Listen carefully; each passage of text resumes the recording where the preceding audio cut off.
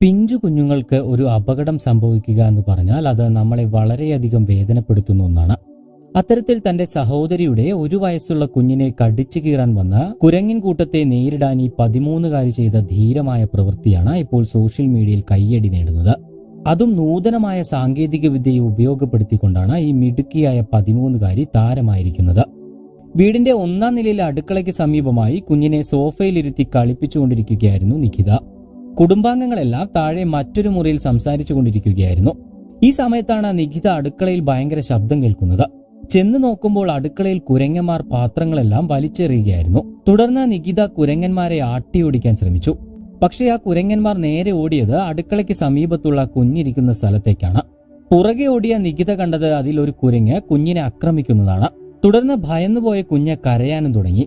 പെട്ടെന്നാണ് Nikhita ഫ്രിഡ്ജിന് മുകളിലിരുന്ന voice assist ഉപകരണമായ Alexa കാണുന്നത്.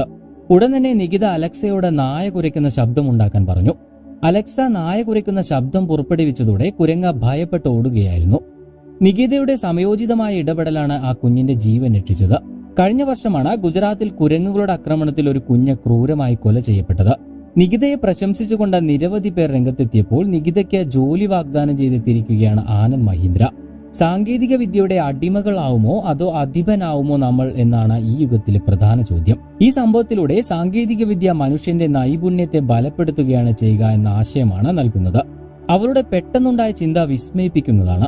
വിദ്യാഭ്യാസം പൂർത്തിയാകുന്നതോടെ ഒരു കോർപ്പറേറ്റ് ലോകത്ത് ജോലി ചെയ്യാൻ അവൾ തീരുമാനിക്കുകയാണെങ്കിൽ മഹീന്ദ്രയ്ക്കൊപ്പം ചേരുന്നതിനെക്കുറിച്ച് അവളെ ബോധ്യപ്പെടുത്താൻ ഞങ്ങൾക്ക് സാധിക്കുമെന്നാണ് ആനന്ദ് മഹീന്ദ്ര എക്സിൽ പങ്കുവച്ചത്.